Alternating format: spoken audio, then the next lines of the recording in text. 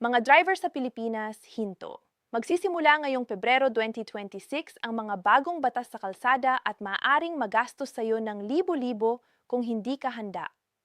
Ibabahagi ko ang bawat patakaran at mga updates sa SSS at pensyon. Kaya mag-subscribe na para laging updated sa mga balita na nakakaapekto sa iyong pera at pagmamaneho. Handa ka na ba? Dahil kung ikaw ay nagmamaneho sa Pilipinas na iyon, mayroon kang kailangang marinig na hindi mo mahahanap sa ibang lugar. Ito ang isa sa pinakaimportanteng pagbabago sa batas sa daan na naganap sa loob ng maraming taon at nagsimula na ito ngayong Pebrero 2026. Hindi ito joke, hindi ito rumor. Ito ay opisyal, totoo at nagsisimula ng ipatupad ng ating mga awtoridad sa trapiko ngayon mismo habang tinatanggap mo ang video na ito. Kaya kung ikaw ay nagmamaneho ng kotse, motorsiklo, truck o kahit anong uri ng sasakyan sa mga kalsada ng Pilipinas, huwag mong ipagpaliban ang pakikinig sa mga sasabihin ko ngayon. Ito ang impormasyon na maaaring makapagligtas sa iyong lisensya, sa iyong pera at sa iyong buhay. Una, nais kong sabihin sa inyo kung bakit ito biglang naging usap-usapan ngayon. Marami sa atin ang narinig na may mga bagong batas sa trapiko noong nakaraang taon 2025. Ngunit ang totoo, ang mga pagbabagong iyon ay tulad ng isang bagyo na unti-unting papalapit. Noong Oktubre 2025, nagsimulang ipatupad ang mga bagong multa at patakaran ng Land Transportation Office o LTO. Ngunit ngayong Pebrero 2026, ang lahat ng mga probisyon, ang lahat ng mga parusa, at ang buong bagong sistema ay ganap na aktibo na. Walang grace period. Walang sige pag-iintindihin natin. Kung mahuhuli ka ngayon, bayad ka agad sa bagong halaga ng multa at posibleng mawala pa ang iyong lisensya o ma-impound ang iyong sasakyan. Ito ang realidad na kinakaharap natin ngayon bilang mga motorista sa Pilipinas. Ang pinakamalaking pagbabago na dapat mong malaman ay ang tungkol sa demerit point system o ang sistema ng mga puntos ng paglabag. Dati, kapag lumapit ka sa LTO, wala talagang malinaw na sistema kung paano matatamaan ang iyong lisensya batay sa iyong mga paglabag. Ngunit naon may malinaw na natuntunin. Bawat paglabag mo sa trapiko ay katumbas ng isang tiyak na bilang ng puntos na ibabawas sa iyong record. Kapag umabot ka na sa 10 demerit points, hindi biro ang mangyayari. Maaari kang isuspend at puwersahin na dumalo sa isang mandatory na kurso ng Road Safety Reorientation. Isipin mo yan, hindi ka lang magbabayad ng multa at uuwi. Kailangan mo pang pumasok sa klase at pag-aralan muli ang mga patakaran sa daan tulad ng isang bata na nagkamali sa paaralan. At kung ang iyong demerit points ay aabot na sa 4 na puntos, tapos na ang lisensya mo. Hindi suspension kundi full revocation. At ang masakit paran, hindi ka maaaring mag-apply muli ng lisensya ng ilang taon. Maraming taon na walang lisensya. Para sa isang tao na ang hanap buhay ay nakasalalay sa pagmamaneho katulad ng mga professional driver, ito ay isang trahedya na hindi dapat mangyari sa inyo. Ngayon, magsalita tayo tungkol sa pera dahil ang totoo, ito ang pinakamasakit na bahagi para sa karamihan sa atin. Ang mga bagong muta sa Pilipinas ngayong 2026 ay tumaas ng malahi kumpara sa dati. Halimbawa, kung mahuhuli kang nagmamaneho ng sasakyang hindi rehistrado, ang multa ay umabot na sa 10,000 at maaari pang ma-impound ang iyong kotse o motorsiklo. Dalawang dagok sa iisang suntok. Ang pagbabago o pag-modify ng iyong sasakyan ng walang pahintulot tulad ng pagpapalit ng exhaust o pagbabago ng ilaw sa paraan na labag sa batas ay katumbas din ng PH 5,000 multa at posibleng pagkuha ng iyong sasakyan ng awtoridad. Marahil naisip mo noon na maganda at mukhang sporty ang modified na kotse mo. Ngayon, baka mas mahal pang maging sport ang iyong gastos kung mahuhuli ka. Isang bagay na hindi maraming motorista ang alam ay ang tungkol sa single ticketing system na ipinatupad na ngayon sa buong Metro Manila. Dati, ang bawat lungsod sa Metro Manila ay may kanya-kanyang sistema ng multa. Ang Maynila ay maiba, ang Quezon City ay maiba, ang Makati ay maiba. Ito ang nagdulot ng malaking kalituhan sa mga driver. Ngunit na yon, lahat ng 17 lungsod sa Metro Manila ay gumagamit na ng iisang sistema ng multa. Ang maliliit na paglabag tulad ng hindi pagsunod sa trapiko signal o pagharang sa kalsada ay may karaniwang multa na P1,000. Ang mas malalaking paglabag tulad ng maling lane para sa mga truck o iligal na modifikasyon ng sasakyan ay maaaring umabot sa 2 hanggang. Simple at malinaw. Saan ka man magmaneho sa Metro Manila, pareho ang multa. Walang dagdag na kwentuhan, walang pagkakataon na mag-shop ng mas murang multa sa ibang lungsod. Ngayon naman, pag-usapan natin ang tungkol sa mga lisensya dahil ito ay malaking pagbabago na marami sa atin ay hindi pa ganap na iintindihan. Simula ngayong 2026, ang proseso ng pag-apply at pag-renew ng lisensya ay naging mas mahigpit at mas digital na. Lahat ng aplikante ay kailangang kumuha ng appointment sa pamamagitan ng Land Transportation Management System or LTMS bago pumunta sa LTO branch. Hindi na basta-basta makakasabak ng walk-in maliban sa mga espesyal na sitwasyon. Para sa mga bagong driver, hindi ka na maaaring lumapit ng basta-basta at mag-apply. Kailangan mo nang magpakita ng katibayan na nakumpleto mo ang theoretical driving course mula sa isang akreditadong driving school. Para naman sa mga nagre-renew ng lisensya, kailangan ang Comprehensive Driver's Education Course. Ito ay hindi para kumuha ng pera sa inyo. Ang layunin ay masiguro na ang bawat driver na nasa kalsada ng Pilipinas ay tunay na alam ang kanilang ginagawa at handang tumupad sa batas. May isa pang bagay tungkol sa lisensya na talagang dapat mong malaman. Ang sistema ng samptaong lisensya ay nananatili, ngunit mas mahigpit na ang kondisyon para makuha ito. Kung ikaw ay may malinis na record, walang demerit points at susunod sa lahat ng patakaran, maaari kang makwalify para sa 10 taong lisensya. Magandang balita iyon dahil hindi ka na kailangang madalas na bumalik sa LTO para mag-renew. Ngunit ang problema ay kahit isang demerit point lang na itala sa iyong record ay maaaring putulin ang iyong access sa 10 taong bisa ng lisensya. Kaya ang mensahe ay malinaw, sundin ang batas, maging responsable sa daan at gagantimpalaan ka ng sistema. Labagin ang batas at magiging mas mahirap ang buhay mo sa harapan ng LTO. Pag-usapan namin ngayon ang tungkol sa kondisyon ng iyong sasakyan dahil ito ang isa sa mga bagay na maaaring makabigo sa iyo kahit hindi mo namamalayan. Naranasan mo na ba ang mahuli dahil sa isang bagay sa iyong sasakyan na akala mo ay walang problema? Halimbawa, ang iyong license plate? Noong nakaraang huli ng 2025, nag-intensify ang LTO sa pagpapatupad ng patakaran tungkol sa mga plaka. Ang paggamit ng temporary plates, handwritten na plaka o mga improvised na plaka ay nagbibigay ng instant na multa at posibleng confiscation ng sasakyan. Kailangan ang iyong plaka na opisyal, malinaw na ita at opisyal na ibinigay ng LTO. Kung ang iyong plaka ay nakakover ng dumi, bent o hindi madaling mabasa, pwede kang mahuli. Ito ay seryoso ngayon. Kaya bago ka pa man magsimulang mag-drive ngayon, lumabas ka muna at tingnan ang iyong plaka. Siguruhing malinaw at tama ang pagkakalagay nito. Ang isa pang bagay na dapat mong suriin sa iyong sasakyan ay ang iyong OR o Official Receipt at CR o Certificate of Registration.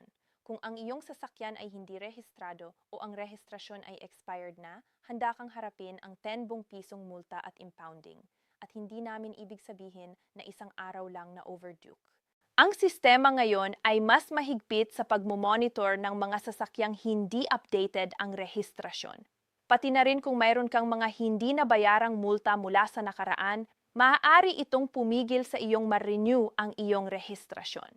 Ang mga hindi na bayarang multa ay maaaring magdulot ng surcharge na hanggang 50% ng original na halaga. Hindi ka makakaligtas sa mga lumang utang. Ang sistema ay konektado na ngayon at ang LTO ay nakikita ang iyong buong history. Mahalaga rin na pag-usapan ang batas tungkol sa mga motorsiklo dahil milyon-milyon ang mga motorista sa Pilipinas.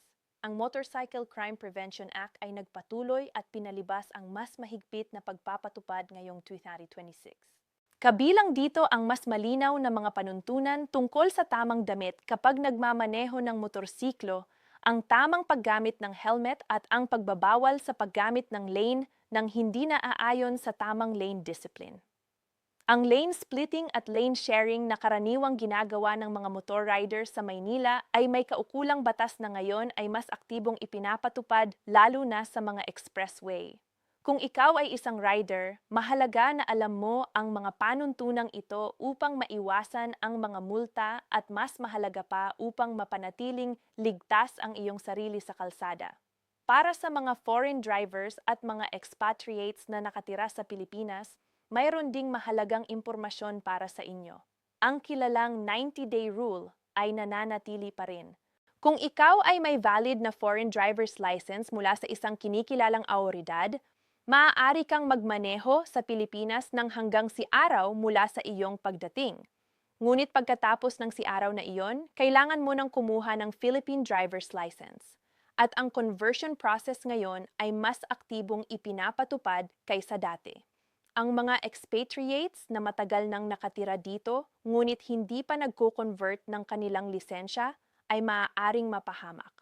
Ang mga awtoridad ay mas nakabantay na ngayon sa mga sasakyan na pinamumunuan ng mga dayuhang walang tamang lisensya. Ngayon ay pag-usapan namin ang isang bagay na hindi lahat ay isinasaalang-alang, ang speed limits. Sa 2026, ang mga patakaran tungkol sa bilis ng sasakyan ay naging mas malinaw at mas mahigpit. Ang mga urban roads o ang mga kalsada sa loob ng lungsod ay may mas mahigpit na speed limits dahil sa mas maraming pedestrian at mas mataas na panganib ng aksidente. Ang mga expressways at highways ay may kanya-kanyang limits at ang pagsasakatuparan ng mga ito ay mas advanced na dahil sa paggamit ng mas modernong enforcement tools ng mga awtoridad. Ang data-driven approach ay ginagamit na ngayon upang matukoy ang mga high-risk zones at ang mga lugar na iyon ay mas pinapansin ng mga traffic enforcer. Ang mensahe ay simple. Huwag mag-speeding. Hindi lang ito tungkol sa multa, kundi tungkol sa buhay ng mga tao. Ngayon na naipaliwanag ko sa inyo ang mga pangunahing pagbabago, nais kong ibahagi sa inyo ang ilang praktikal na payo na makakatulong sa inyong maiwasan ang mga problema sa batas sa daan. Una sa lahat, bago ka mag-drive kahit saan ngayon, suriin muna ang iyong mga dokumento. Ang iyong OR at CR ay dapat updated at kasama mo sa loob ng sasakyan. Ang iyong driver's license ay dapat valid at hindi expired. Ang iyong insurance ay dapat bago at wasto. Ito ay 3 bagay lamang. Ngunit ang hindi pagdadala ng isa sa mga ito ay maaaring magdulot ng malaking abala at gastos. Pangalawa, suriin ang kondisyon ng iyong sasakyan. Hindi ako nagsasalita ng malaking car check-up na nangangailangan ng malaking gastos. Nagsasalita ako ng simpleng pagtingin. Kumpleto ba ang mga ilaw ng iyong sasakyan? Gumagana ba ang iyong brake lights? Malinaw ba ang iyong mga salamin? Tama ba ang pagkakalagay ng iyong plaka? Bago mo simulan ang makina ngayon, gumastos ng 10 minuto upang suriin ang mga bagay na ito. Mas mabuting maging handa kaysa mabigla sa gitna ng daan at mahuli ng traffic enforcer. Pangatlo, alamin ang iyong mga karapatan bilang driver. Marami sa atin ang takot sa traffic enforcers, hindi natin alam kung ano ang ating mga karapatan. Ngunit ang isang responsable at may kaalamang driver ay hindi natatakot dahil alam niya ang tamang gagawin. Kung mahuhuli ka, mahinahon at magalang ang pagtugon. Huwag magmadali at huwag mag-alok ng brilyante o padulas. Sa ilalim ng bagong sistema, ang lahat ay naire-record na ngayon at ang pagbibigay ng suhol ay maaaring magdulot ng mas malaking problema kaysa sa simpleng traffic violation. Pang-apat, mag-invest sa tamang kaalaman. Kung ang iyong lisensya ay malapit nang mag-expire, huwag hintayin pang maging problema ito. Mag-book na ng appointment sa LTMS ngayon. Kumpletuhin ang kinakailangang training o kurso. Gawin ang lahat ng hakbang na kailangan upang masiguro na ang iyong lisensya ay updated at valid. Ito ay hindi lang tungkol sa pag-iwas sa multa. Ito ay tungkol sa pagiging responsable na miyembro ng komunidad ng mga motorista. Panglima. At ito marahil ang pinaka-importanting payo na maaari kong ibigay sa inyo. Maging isang mas mapanuring driver. Ang tunay na layunin ng lahat ng pagbabagong ito ng mga bagong multa ng demerit system ng mas mahigpit na requirement sa lisensya ay hindi para gawing mas mahirap ang buhay ng mga driver. Ang layunin ay gawing mas ligtas ang mga kalsada ng Pilipinas para sa lahat. Para sa mga pedestrian na tumatawid ng kalsada. Para sa mga bata na lumalakad patungong paaralan. Para sa mga pamilya na sumasakay ng jeepney. Para sa mga rider na nagde-deliver ng pagkain upang makapagpalaki ng kanilang mga anak. Ang kalsada ay isang lugar na dapat shared ng may respeto at ang batas ay narito upang ipatupad ang respetong iyon. Alam ko na para sa ilang tao ang mga pagbabagong ito ay maaaring mukhang mabigat at nakakainis. Naiintindihan ko iyon, ngunit tingnan natin ito mula sa ibang anggulo. Ang mga kalsada ng Pilipinas ay naging mas mapanganib sa nakaraang ilang taon. Ang bilang ng mga aksidente sa daan ay nanatiling mataas. Ang mga pamilya ay nagluluksa dahil sa mga mahal sa buhay na nawala sa mga aksidenteng maaaring napigilan. Ang bagong sistema ay isang pagtatangka na baguhin ang kultura ng pagmamaneho sa ating bansa. Hindi ito magiging perpekto sa unang araw. Hindi ito magiging madali. Ngunit kung suportahan natin bilang mga mamamayan, kung sumunod tayo sa mga patakaran, kung turuan natin ang mga kabataan na maging responsable na driver, sa matagal na panahon ay makikita natin ang pagbabago sa ating mga kalsada. Bago matapos ang video na ito, nais kong paalalahanin kayo ng ilang partikular na bagay na dapat ninyong gawin ngayon mismo pagkatapos manood ng video na ito. Tingnan ang petsa ng expiry ng iyong driver's license at ng rehistrasyon ng iyong sasakyan.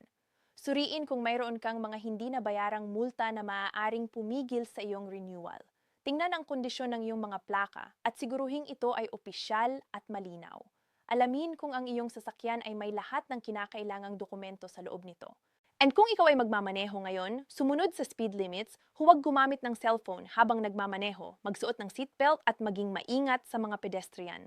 Ang mga simpleng bagay na ito ay hindi lang makapagliligtas sa o mula sa multa. Makapagliligtas ang mga ito ng buhay. Ang kalsada ay hindi pag-aari ng sino man sa atin ng mag-isa. Ito ay isang espasyong ibinabahagi natin sa bawat isa. At ang bawat pagkakataon na pumasok tayo sa sasakyan at magsimula ng makina, ito ay isang responsibilidad na tinatanggap natin hindi lang para sa ating sarili kundi para sa lahat ng ibang tao na kasamahan natin sa kalsada. Ang mga bagong batas at patakaran sa Pilipinas ngayong Pebrero 2026 ay isang paalala ng responsibilidad na iyon. Kunin natin ito ng seryoso. Sumunod tayo sa batas. Ingatan natin ang ating mga kapwa at gawing mas ligtas ang bawat biyahe. Ito ang ating lahat na trabaho bilang mga driver ng Pilipinas. Salamat sa inyong pakikinig at panunood. Kung nakatulong ang video na ito sa inyo, ibahagi ninyo ito sa inyong mga kaibigan at pamilya, lalo na sa mga nagmamaneho araw-araw. Ang impormasyon ay ang pinakamabisang sandata laban sa mga multa at problema sa kalsada. Manatiling ligtas at responsable,